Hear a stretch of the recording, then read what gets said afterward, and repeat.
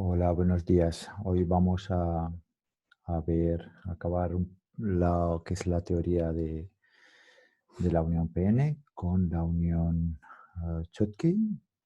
Analizaremos qué es lo que sucede cuando unimos un semiconductor con un metal, posibles, qué posible dispositivo vamos a tener ahí. Y también miraremos de empezar los problemas. Os comparto pantalla.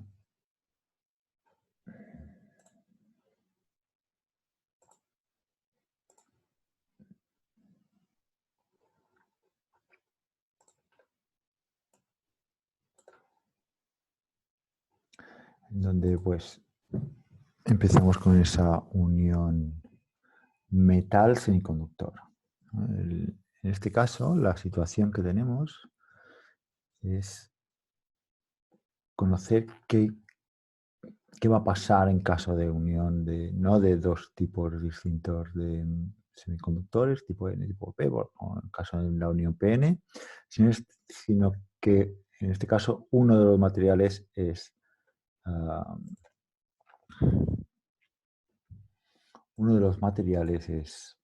un metal. Primero de todo, lo que es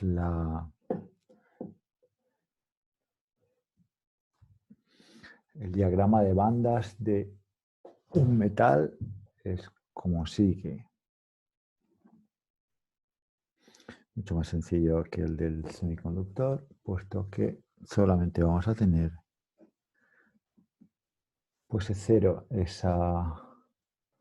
ese nivel de energía a partir del cual los electrones están fuera del material, y luego una energía de Fermi.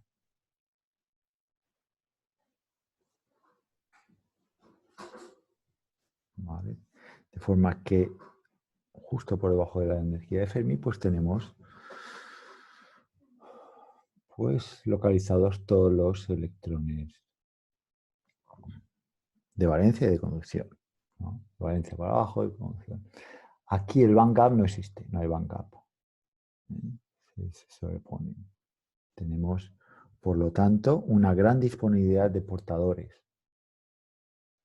Y eso es lo que le da sus características de alta conducción, ¿no? Aquí tenemos, pues eso, una energía de Fermi y definimos, por lo tanto, un potencial de la función trabajo de este metal, ¿no? Que coincide con la energía con la afinidad electrónica también del metal. Es decir, aquí la energía necesaria para sacar un electrón del cristal pues coincide con esta diferencia. Recordamos esta phi, estará definida como el potencial asociado a la diferencia entre la energía libre y la energía de Fermi en cualquier material. Por otra parte, tenemos el semiconductor. El semiconductor pues también tiene un cero. Por debajo del cero pues tenemos un diagrama de bandas, el E sub C y el E sub V. Y dependiendo de si el material es tipo P o tipo Mn, pues tendremos la energía de Fermi más cercana a la energía de valencia o a la energía de conducción. Por ejemplo, si es tipo N, pues tendremos aquí la energía de Fermi.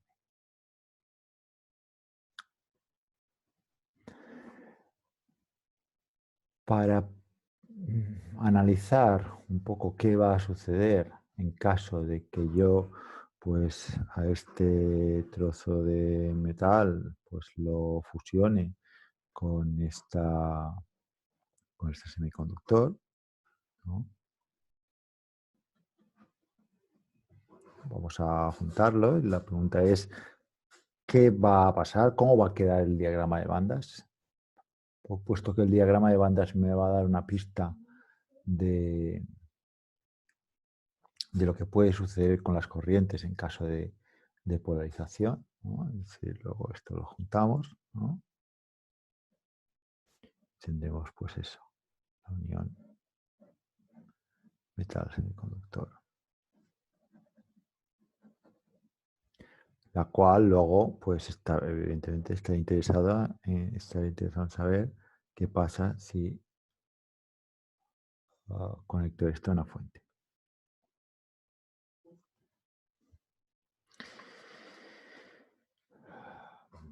Antes de conectar nada, vamos a suponer el sistema aislado, ¿no? Es decir, desconectamos estas, ¿no? Quitamos esta la alimentación y sabemos, por tanto, que si está aislado las corrientes son cero y, por tanto, la energía de Fermi tiene que ser constante, igual que en el análisis de la unión PN que hacíamos, ¿no? En el primer análisis de la unión P. En el semiconductor también definiremos por conveniencia esa función trabajo del semiconductor. Aquí le pondremos el phi sub s. El phi sub s será también, está relacionado con esa diferencia entre 0 y F. Es necesario para el análisis de la unión metal-semiconductor saber cuál es la relación entre phi m y phi s y si aquí tengo un semiconductor tipo N o un semiconductor tipo P. Lo segundo que tiene que pasar, aparte de la energía de Fermi constante, emulando esa o simulando esa corriente cero, es que E sub 0 tiene que ser continua.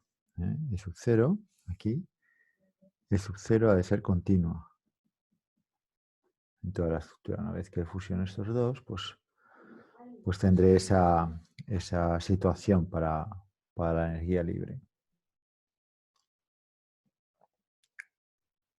Entonces, lo que va a pasar con la doblez de bandas dependerá de la relación entre phi s y phi m. Otra cosa es que está relacionado con la rigidez del diagrama del metal en relación a la flexibilidad, entre comillas, del diagrama del semiconductor.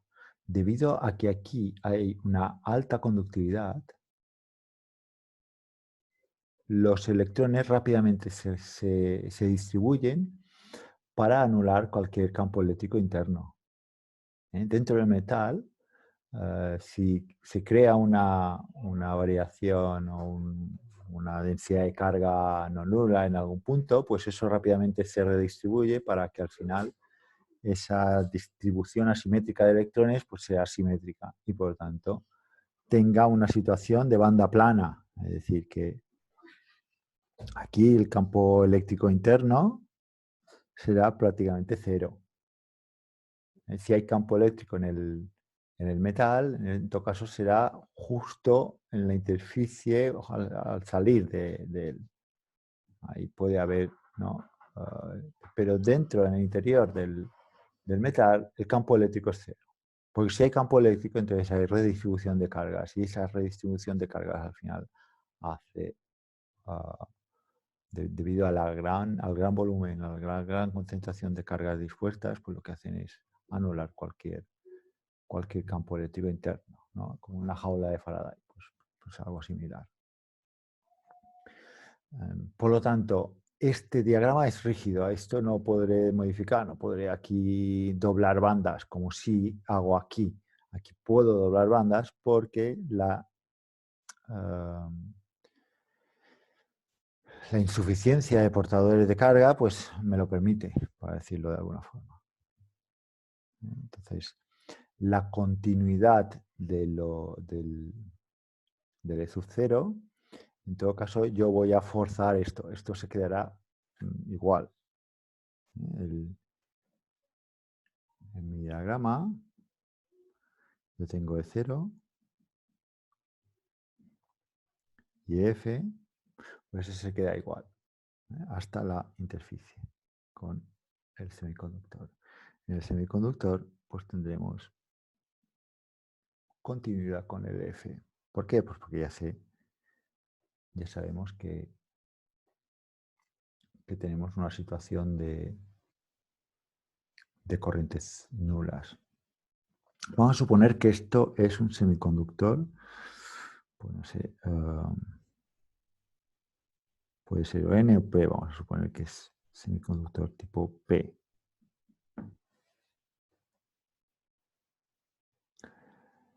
El semiconductor tipo P, cuando yo me vaya a alejar de la zona de unión, pues tendré el esquema, ¿no? L sub V, L sub C y L sub 0. Tendré el esquema de bandas del semiconductor como si estuviese aislado. Me he ido suficientemente lejos de esa unión y entonces tengo un poco esa rigidez de banda, esas bandas planas.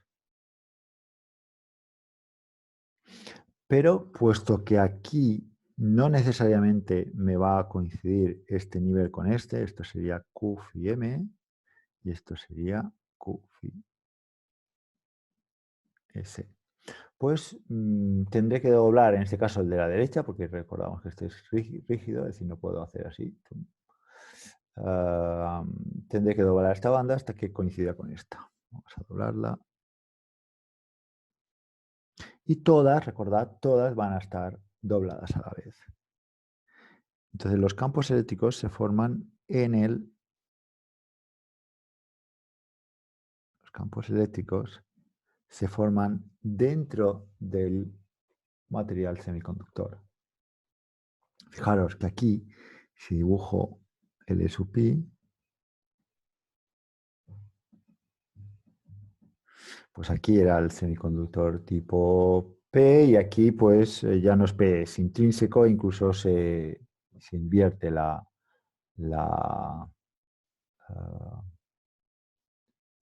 lo que son los portadores, ¿no? Los mayoritarios, que son huecos, ¿no? Aquí los mayoritarios son los huecos, pues se agolpan aquí. Y se encuentran con un potencial. Recordad que los huecos normalmente son como pequeñas burbujitas que buscan el máximo de la banda de valencia. Si quieren desplazarse hacia la izquierda, pues se encontrarán aquí con un potencial. Por lo tanto, aquí yo tengo, porque vamos a ver, aquí al ser tipo P tenemos unas impurezas aceptoras constantes a lo largo de toda la estructura. Por tanto, aquí están compensadas, aquí no están compensadas. Eso quiere decir que a nivel de campo eléctrico, pues yo tendré menos QNA, ¿no? Una carga negativa, y luego para que todo sea un balance de cargas cero, ¿no? Es decir, al final yo redistribuyo las cargas, pero la suma de cargas total ha de ser de la suma de las cargas tanto, ¿no?, que yo tenga total de esa densidad de carga a lo largo de este eje de asimetría en la estructura del material, ha de ser cero, ¿no? Neutralidad de carga, ¿no? Vamos a poner, por tanto, aquí tendré que poner una carga espejo en forma de delta de Dirac, ya sea por esta acumulación de electrones, si aquí lo hemos puesto, como acumulación de electrones que acuden a la superficie dentro del metal y están en el metal allí contrarrestando, ¿no? Acudiendo a la llamada, bueno, perdón, al revés, ¿no? Una fuga de electrones.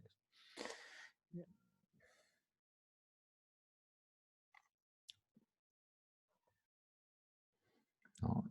Y creando una zona electropositiva en forma de delta de Dirac, que sería esta de aquí. Esto sería la distribución de cargas en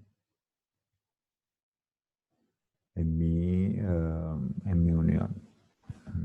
tanto, se me ha creado un campo eléctrico que si lo dibujo, a ver si tengo por aquí. Recordad que el campo eléctrico lo podía dibujar como la integral de ρ entre epsilon diferencial de x. Por tanto, tendremos, partimos de 0,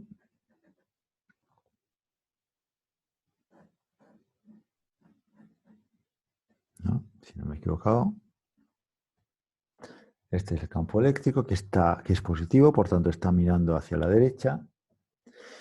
Y los mayoritarios huecos que están en el semiconductor, pues encuentran aquí una barrera de potencial que les impide moverse hacia la izquierda. Los mayoritarios no pueden moverse hacia la izquierda.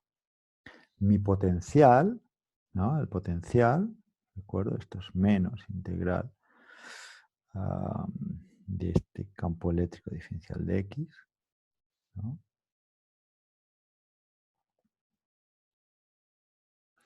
Por lo tanto, aquí lo que estaría haciendo tendría que bajar, ¿no?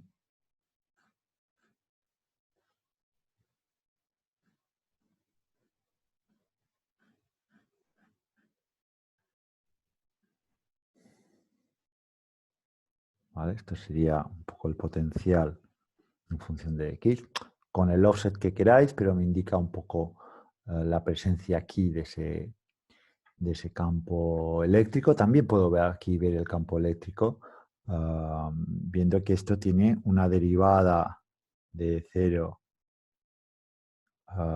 positiva, por tanto eso quiere decir que el campo eléctrico es positivo, ¿eh? Recordad que la relación entre campo eléctrico y la pendiente de esas bandas, ¿no? Será un TQ, ¿no?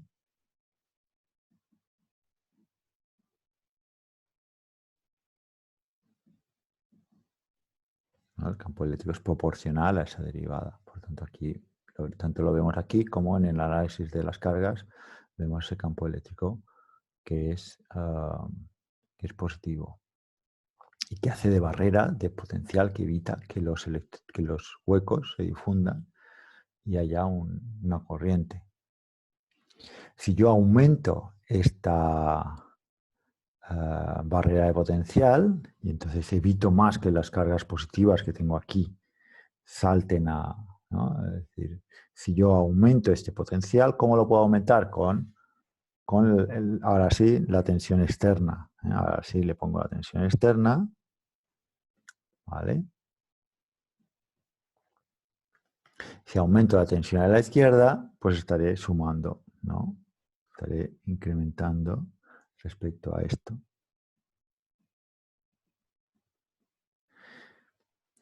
Estaré aumentando, estaré bajando esta energía respecto a esta. Por tanto, este escalón que he dibujado aquí será más pronunciado. Esta diferencia de tensión será más pronunciada. Estoy poniendo más tensión a la izquierda, ¿no? Que a la derecha, con lo cual a la natural que había, pues se le suma la externa. Por tanto, aquí le sumo esta V externa. Vamos a poner XT de externa. Y por lo tanto, más difícil es que se difundan los huecos hacia la izquierda. Más difícil es que haya corriente en este trozo de semiconductor. Recordemos que en el semiconductor tipo P, pues la corriente básicamente es debida a los portadores que hay, que son huecos. Entonces, si los tengo ahí confinados que no se pueden mover, pues la corriente será cero a través de la estructura. Y por tanto, aquí hay una situación de barrera de potencial que, aunque yo aumente la tensión aquí a la izquierda, no me fluye la corriente en este sentido. Yo tendría una suerte de diodo, en este caso, pues de P a metal. Entonces se pone así, este diodo, porque no es PN, es Schottky. Y luego esta tensión, así como la he dibujado, que por muy positiva que la ponga, pues no no va la corriente en este sentido. En todo caso, si tuviese que funcionar, esta V tendría que ser negativa, poner más tensión aquí que aquí. Entonces suavizamos haríamos bajar esta tensión, quitar este potencial. Aquí, poniendo una tensión positiva, aumentamos el campo eléctrico. Si bajásemos si pusiésemos una tensión externa negativa, pues disminuiríamos este campo eléctrico y por tanto podría fluir la corriente, porque quitaríamos esa barrera natural y solo por difusión ya tendríamos esa corriente eléctrica. La condición aquí, fijaros, es que phi s ha de ser mayor que phi m.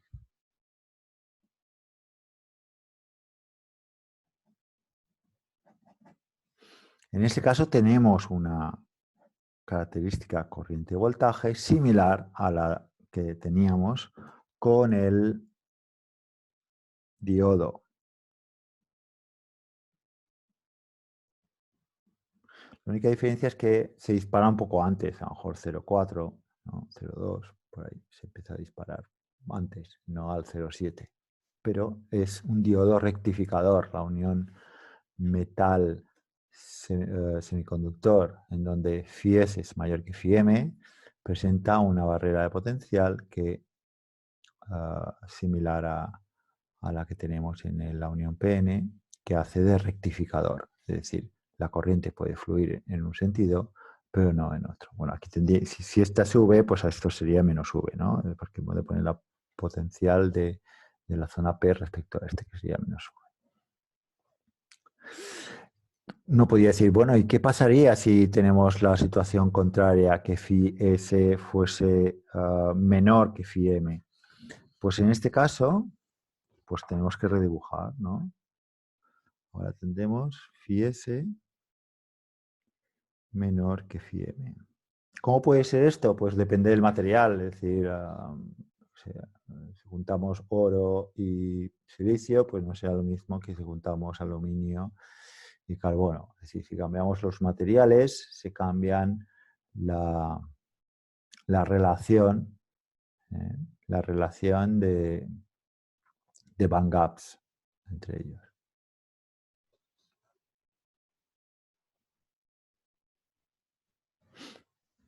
Vale, en este caso, el phi m será mayor, por tanto, yo tendré una situación de 0.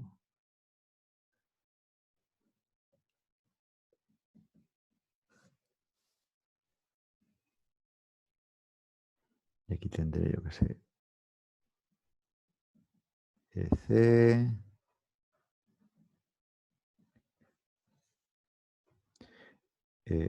V, E sub pi, habíamos dicho que era tipo P, por tanto F, y esto es Q phi S. ¿No? Lejos de la unión tenemos la situación de banda normal. Luego esta F es constante, aquí ya tenemos la estructura del semiconductor, del metal, con su función trabajo del metal. Y ahora solo tengo que hacer que el semiconductor sea fiel a su estructura, ¿no? Es decir, esto sigue esta. Seguro que vosotros podéis hacer un dibujo mejor.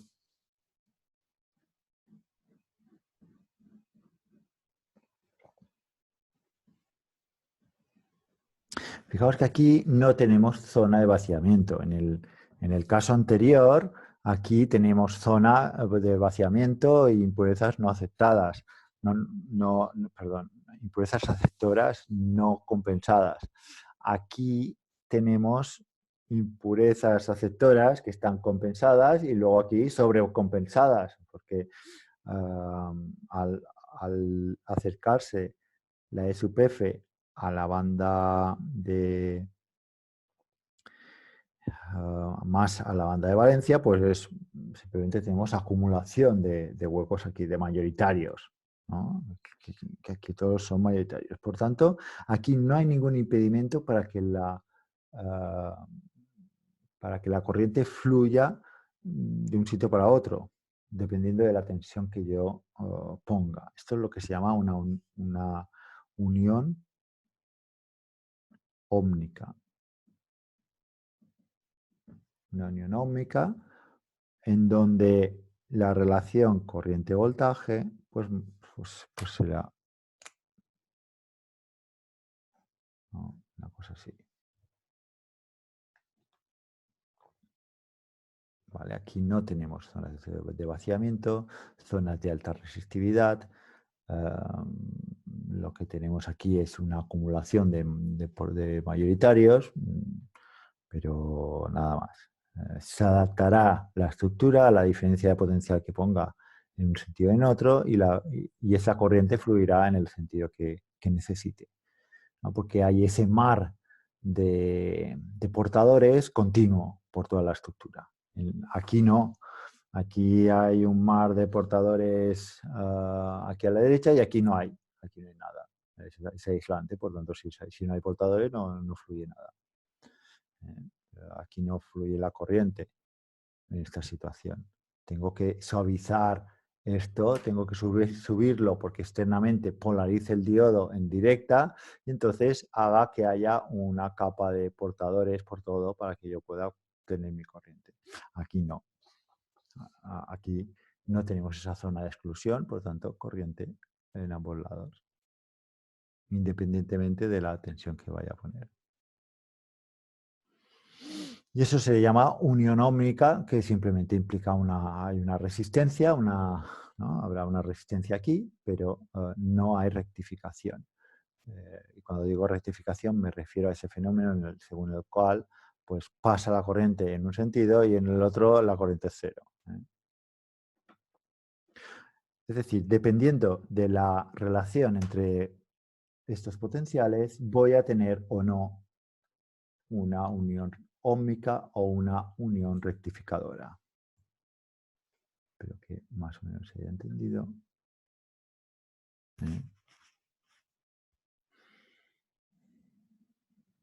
Este tipo de diodos, pues, tiene este tipo de estructura, ¿no? Esa unión de metal semiconductor que ha de ser rectificadora sí o sí.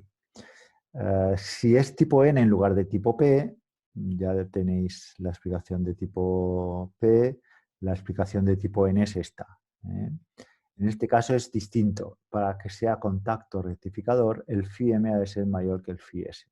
En este caso, la energía de Fermi la acercamos más a la energía de conducción y cuando me acerco a la interficie, simplemente esos mayoritarios electrones dejan de serlo. Aquí hay ausencia de electrones, aquí hay un potencial campo eléctrico negativo que repele los electrones hacia el interior del semiconductor, con lo cual los mayoritarios electrones libres están aquí, ¿no? Hay un mar de electrones y aquí no hay nada. Por tanto, en este caso aquí tenemos efecto rectificador.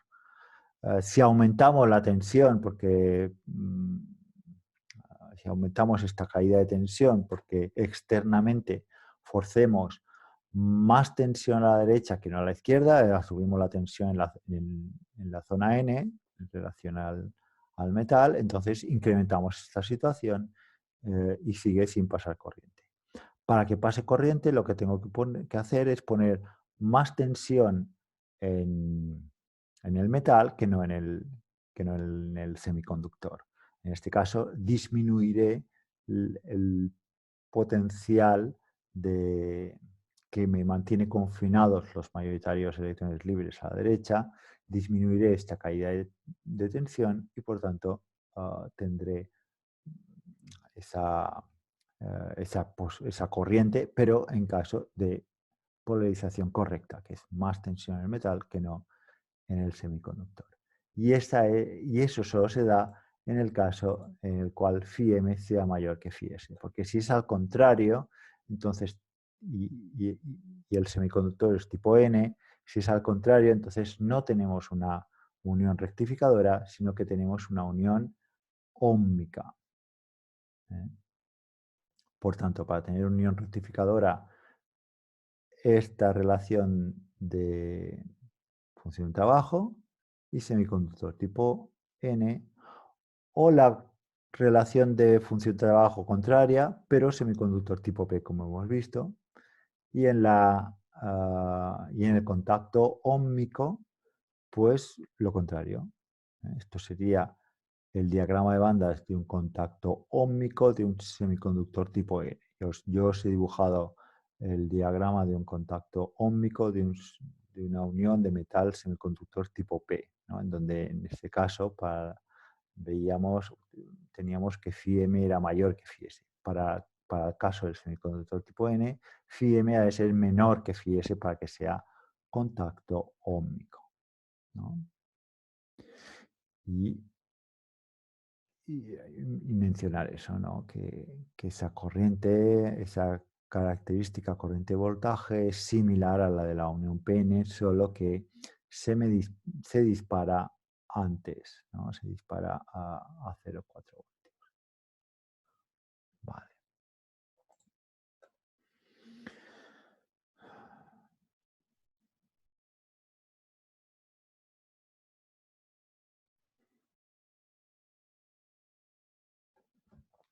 Bueno, ya habríamos visto un poco toda la teoría de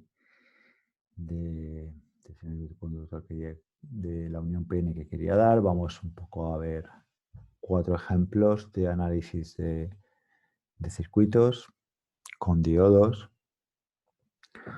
En este caso, por ejemplo, tenemos una tensión VI variable, un diodo y una resistencia. Solamente aquellas situaciones en donde V sub I es positivo, pues podemos tener polarizado el diodo en directa. Si V sub I es negativo, no tendremos este diodo polarizado en directa y la corriente que cruza es cero. Si la corriente que cruza cero, la caída de tensión en la resistencia será cero, siguiendo la ley de Ohm. VO es igual a R por I, por tanto, si es cero, esta VO es cero. Y tenemos esta curva roja. A partir del valor de 0,7, de VI igual a 0,7, forzamos una corriente y entonces sí que tenemos caída de tensión. ¿Cuánta caída de tensión? Pues el valor de VI menos la caída de aquí, que es 0,7. Esto no es, esta rectificación, esto no es una representatividad de la corriente en función de la tensión VD, porque la tensión VD es esta de aquí. Estamos dibujando otra tensión. Por tanto, aquí no tenemos un incremento exponencial, simplemente tenemos dos líneas rectas. ¿Pasa corriente o no pasa corriente? Con un solo diodo. Con este solo diodo, si lo conectamos a una fuente de tensión alterna, pues lo que haremos es que a la salida, puesto que estoy aplicando lo que se llama esta función de transferencia, en donde muestro tensión de salida, ¿no? Si esto le llamo tensión de salida en función de esta tensión de entrada, pues si la tensión de entrada va fluctuando de positivos a negativos, pues a veces tendré tensión cero y luego emulo esta cresta, ¿no? A la salida, ¿no? Esto es una rectificación de media cresta.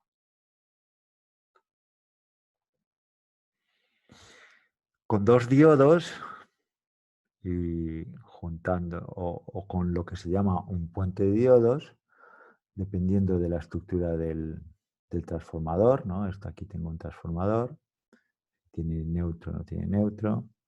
Pues yo lo que puedo hacer es juntar estas dos crestas y buscar el valor absoluto, una suerte de valor absoluto, ¿no? Aquí no me lo dibuja. A ver si me lo dibuja por aquí. No me lo dibuja.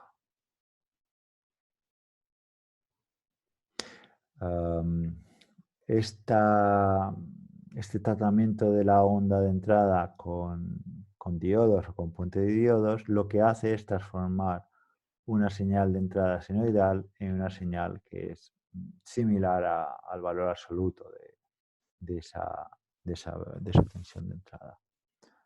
Con lo cual rectificas la onda hacia una onda siempre positiva. Circuito recortador. Tenemos dos tensiones que queremos que sean tensiones de saturación.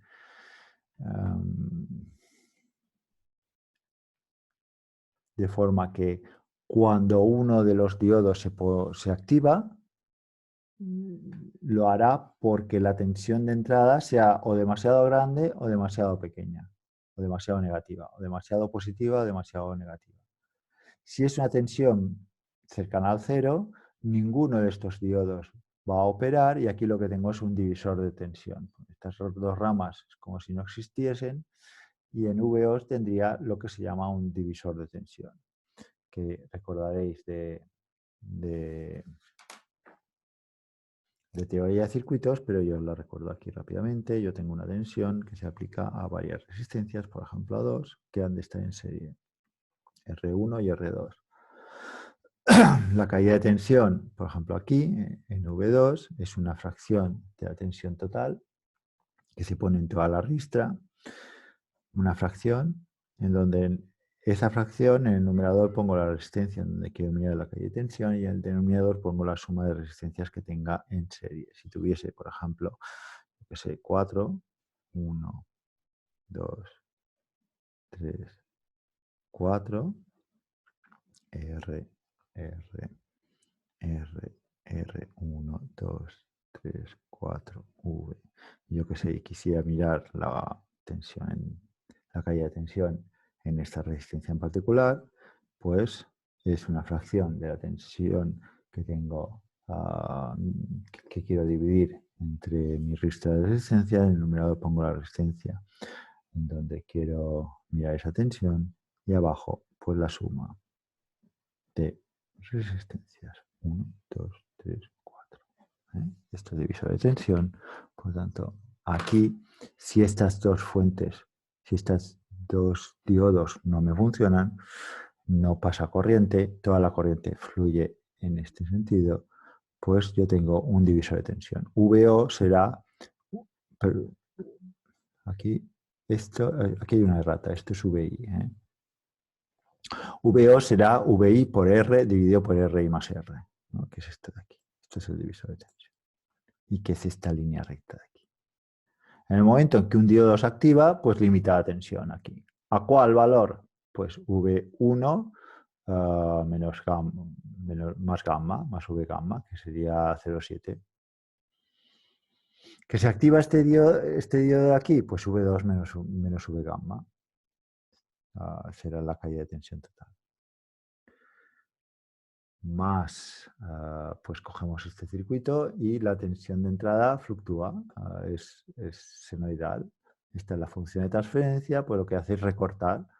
Yo aquí tengo una copia exacta de la entrada y si la entrada se sale de los márgenes, pues saturo. Y tengo una suerte de onda cuadrada. Es como intentar transformar esta onda senoidal en una suerte de onda cuadrada.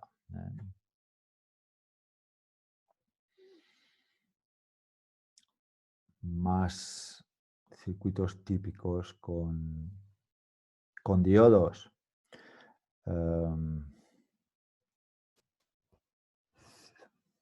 Rectificador con filtro.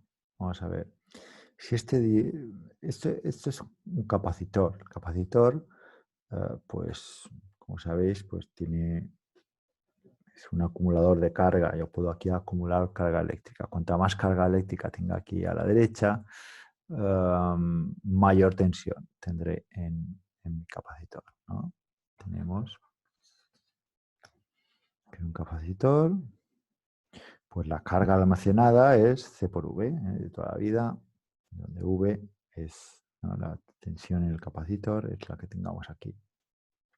Normalmente en electrónica se utilizan las variables corriente y tensión para para analizarlos, pero hay que tener en cuenta que hay otras variables por ahí en medio, como por ejemplo las cargas acumuladas en cada, en este caso, en un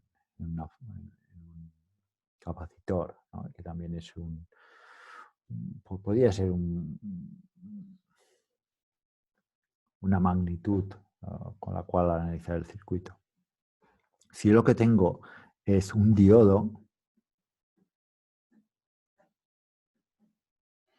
que está mirando en este sentido, yo ya sé que aquí la corriente solo puede fluir hacia la derecha o ser cero, nunca hacia la izquierda. O sea, esta corriente nunca puede ser negativa. Por lo tanto, la carga que yo tenga aquí almacenada, en todo caso subirá. Nunca retrocederá porque no puedo drenarla hacia la izquierda. Estas cargas positivas no puedo hacer que fluyan.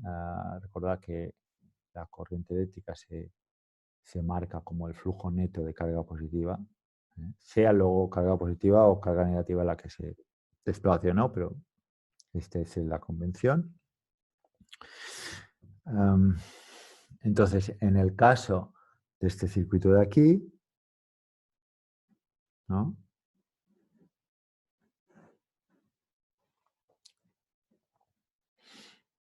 Pues aquí siempre voy a tener una tensión que me recuerda cuál fue el máximo de este de aquí, ¿no? Si esto va variando, si esta tensión VI va variando,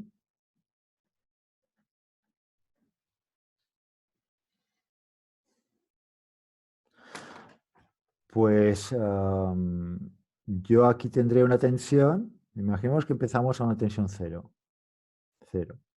Pues cuando la tensión VI es mayor que esta, aquí habrá 0,7, cae en 0,7, esto está en directa, y la V sub C sigue la estela de la V sub I, pero con 0,7 menos, ¿no? Para que aquí haya esta diferencia y cargue. Pero como estoy inyectando carga, estoy aumentando la tensión en el condensador, porque estoy aumentando la carga que hay almacenada en él. Ahora aquí la tensión baja, por tanto, me quedo fijo. Aquí me está recordando que el máximo fue por el pasado y más o menos de esta magnitud. Es un elemento con memoria. Mientras la tensión de entrada esté por debajo de la tensión del condensador, pues esto estará polarizado en inversa y por tanto no hay corriente. Recordad, no hay corriente que pueda drenar la carga que tenga aquí. En el momento en el cual vuelve a subir hasta... En todo caso, esto sube y no baja, ¿no? Se acuerda del máximo.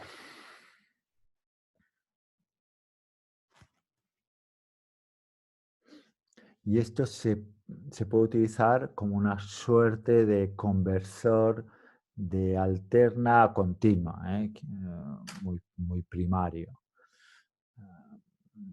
Tengo aquí mi conversor, ¿no? Tengo aquí mi conversor de corriente alterna a continua. Si esto fuese una señal senoidal, pues esta tensión de aquí es continua, ¿no? Yo tengo aquí la entrada VI y VO. Ya tengo mi conversor de alterna continua.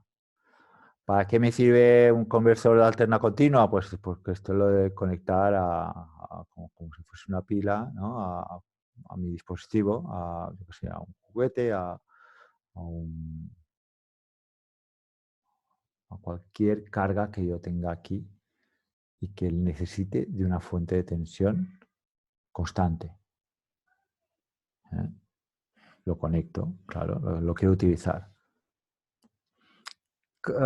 Lo voy a emular como una resistencia, ¿no? Aquí una resistencia que emula mi juguete, que tiene que jugar a esa tensión nominal y que absorberá la carga, absorberá la corriente y podré ver las luces, podré ver lo que sea. Naturalmente, mientras esto funciona, esto se descarga. Claro. Aquí tenía una carga hábil. Esto que va, este dispositivo, este juguete o este elemento que le he conectado y que necesita corriente continua, descarga, utiliza esa energía, hace lo que tenga que hacer, pero esto voy perdiendo. A no ser que, ¿no? voy perdiendo energía hasta que vuelve el siguiente cresta y esto, pum, sube y vuelve a perder. ¿No? ¿Qué es esto que se muestra aquí? Voy perdiendo la energía porque lo he conectado a algo. Cuanto más necesidad de corriente tenga aquí, más rápidamente se me va a descargar. El problema de aquí es que tengo que esperar al siguiente ciclo. Si aquí pongo un puente de diodos o una suerte de circuito de rectificador de doble onda, pues tendré que esperar la mitad, ¿no? Si le pongo esto, este de aquí, y lo conecto al condensador, ¿no? En este caso tengo un rectificador ¿no? Porque este rectifica las ondas positivas y este las negativas, y al final tengo aquí lo mismo, ¿no? Aquí tendría una suerte de... Ahora mi VI ya no es esta, porque está rectificada, sino que es esta. Y por tanto, mi continua tiene solo la mitad de periodo entre cresta y cresta, que aquí tenía un periodo de oscilación.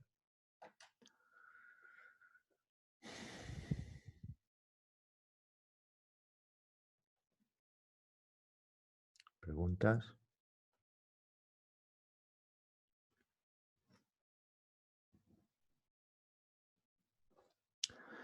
Bueno, a lo mejor no estoy muy interesado en este tipo de circuitos porque veo las luces como van parpadeando. ¿No? Si esto me está consumiendo una corriente, hay luces y esto va bajando, subiendo, bajando, subiendo, bajando, pues esa luz me parpadea. No me acaba de gustar. Lo que quiero es que esté lo más estable posible. Necesito un estabilizador de tensión. Pues se le puede añadir un diodo Zener. El diodo Zener lo que hace es operar en ruptura y mantener una tensión bastante estable aquí, igual al breaking voltage. El breaking voltage tiene la ventaja respecto a la tensión V gamma, que la tensión V gamma es muy pequeñita, 0,7, pero el breaking voltage puede ser de 5, de 6, de 8, de 9, de 20, de 30, depende de cómo haya construido ese diodo. Por lo tanto, puedo estabilizar una tensión relativamente grande. Entonces, este diodo funciona siempre conduciendo corriente y manteniendo aquí la tensión constante. Ahora aquí la que descarga del condensador es a través de este diodo y a través de el juguete o lo que le esté conectando aquí. Con la peculiaridad de que mi tensión estará regulada.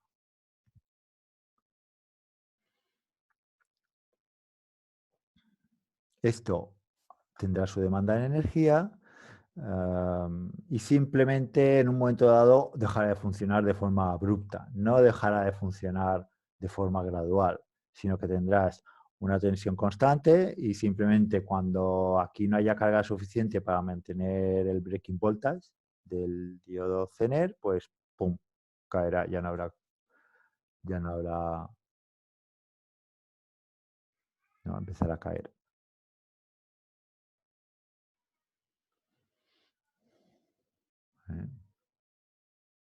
Entonces será la fuente de tensión estabilizada. Bueno, salto. En todo caso, vamos a mirar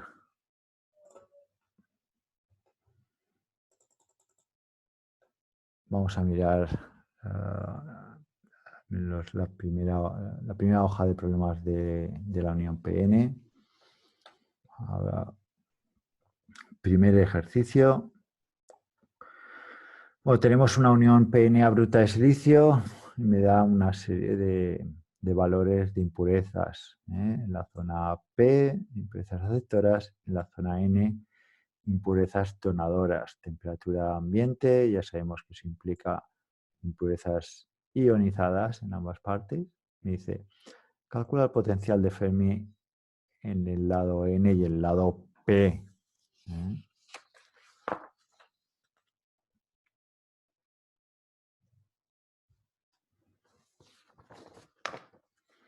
El potencial de Fermi lo podemos calcular a partir de saber cuáles son los mayoritarios. Por ejemplo, si es la zona N, pues yo tengo impurezas donadoras y los mayoritarios más o menos son las impurezas donadoras, ¿no? Por esa situación de estar a temperatura ambiente. Y eso será, por tanto, igual a N, que es N sub I por E elevado a phi dividido por VT. Entonces yo puedo sacar esa phi como VT por logaritmo neperiano de N sub T entre N sub I. Y esta será la phi en la zona N. La phi en la zona P, por las mismas razones, pues pero al revés, ¿no? En este caso, si es un semiconductor tipo P, los P son mayoritarios, que son más o menos igual a los aceptores, esto será la zona P, y esto era N sub I por E a la menos phi entre VT. Recordad que para los P siempre utilizamos la misma expresión, pero con un argumento del exponencial con signo cambiado. Despejamos la phi y tendremos el potencial de Fermi en esa zona P, que será menos VT por logaritmo de ese dopaje de aceptor dividido por N sub I. N sub I es algo conocido a la temperatura concreta, dependiendo de la temperatura me cambia. Esto es una constante que yo he forzado un dopaje concreto y el VT, si estoy a 300 Kelvin, es del orden de 26 milivoltios. Por tanto, calcula el potencial, se calcula de esta forma, ¿no? A ver, aquí ponemos estas expresiones y calculamos los potenciales en ambos lados. Lo siguiente que me dice es, dibuja el diagrama de bandas de dicha unión y determina el potencial de contacto, ¿no? Aquí se supone, aunque no lo diga, que es una situación de corriente cero, ¿no? de unión aislada, ¿no? Simplemente hemos construido esa unión y lo hemos dejado ahí aislado. Por lo tanto, corriente cero, energía de Fermi constante. Aquí a la derecha es zona N, por tanto, energía de Fermi por encima de la intrínseca. Aquí es zona P. Aquí la flecha está dibujada al revés. Esto tendría que estar mirando hacia abajo, esto tendría que estar mirando hacia arriba. El potencial de built-in no es más que la resta, la phi sub n menos la phi sub p. Por tanto, 0,329 más 0,466, que me dará la caída total de las bandas. En electronvoltios serían 0,795 electronvoltios de caída de esta banda de energía.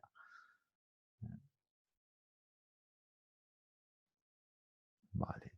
Cualquier cosa me paráis porque voy un poco, no sé si voy un poco acelerado, pero bueno, como tenéis luego el vídeo, podéis ralentizar, pero si me hacéis alguna pregunta, perfecto, por mí perfecto. Problema 2. Yo sigo, si no me decís nada, yo sigo. La unión P en el problema 1, es decir, las mismas condiciones, tiene una sección circular con un diámetro de 10 micras. Me pregunta cálculos de zonas de vaciamiento, la zona de vaciamiento de la zona N, la zona de vaciamiento de la zona P, la zona de vaciamiento total, que es la suma de estas dos, cuál es el campo eléctrico total máximo cuando no tenemos nada polarizado. Este es sub 0, indica que no tenemos polarización, que tenemos una situación pues eso, de energía de Fermi única y plana. Me pide calcular eso. Q es la carga almacenada en cada lado de la zona de vaciamiento. Recordad que si sumamos las dos cargas de ambos lados de la zona de vaciamiento, me saldría una carga cero. Solo quiero calcular una de ellas, ¿no? Y las pongo en valor absoluto.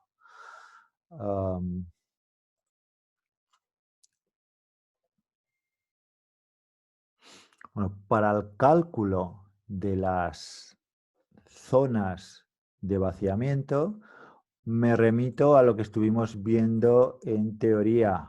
Creo que el primer paquete de transparencia de teoría, sí, era este. Había una transparencia que demostraba cuál era la relación de x de 0 con el VBI. El VBI ya lo hemos calculado en el ejercicio anterior. Los dopajes los tengo. La permitividad eléctrica la conozco, si sé cuál es el material. Y si no, lo busco por internet cuál es. Q es la carga del electrón, que puesto que esto estará en sistema internacional, esta carga del electrón tiene que ser en coulombios, porque yo estoy utilizando esta epsilon.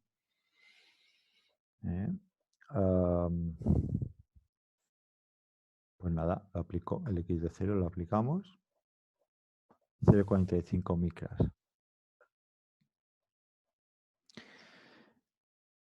La relación de X de 0 con las zonas de vaciamiento exclusivo de la zona N o de la zona P viene dado por esta expresión.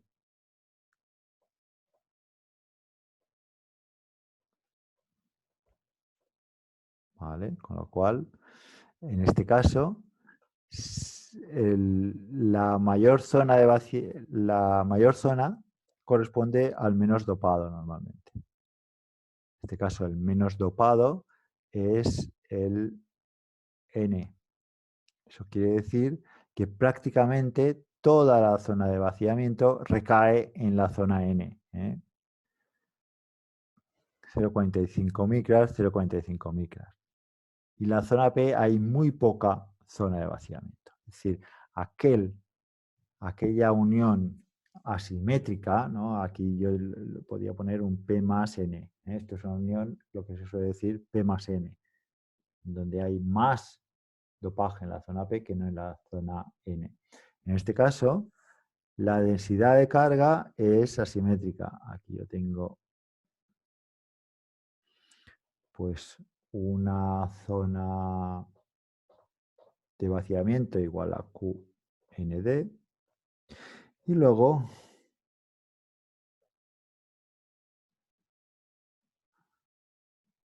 menos QNA. Como NA es mayor que ND, pues lo tengo que poner a un nivel mayor. Pero como esta área tiene que ser la misma que esta, ¿no? Es el mismo rectángulo, pues la única solución es que sea más estrecha. La zona más dopada tiene menos zona de vaciamiento. Y la menos dopada es donde recae la mayor parte. X de 0 es desde aquí hasta aquí. Y xn0 es esto. La carga Q será QND por xn0. También la puedo calcular y me saldrá lo mismo como QNA por xp0. Será pues esta área. O esta, en valor absoluto. ¿No? Y si nos ponemos, lo calculamos y nos da un valor X en coulombios. Para el campo eléctrico máximo no redundaré, esto se calculó en su día, se ponen los números, se sustituye y ya está, ¿no? Tenemos un valor en voltios por centímetro. Lo único que tenemos que tener en cuenta es no cagarla con las unidades, ¿eh? Y aquí es un poco el dibujo de cómo queda distribuido ¿no? el diagrama de lo que es la densidad de carga y ese campo eléctrico. Bueno, sé si tenéis alguna pregunta. Me paso de 2 minutos, lo dejamos aquí y nos vemos mañana en clase. Gracias.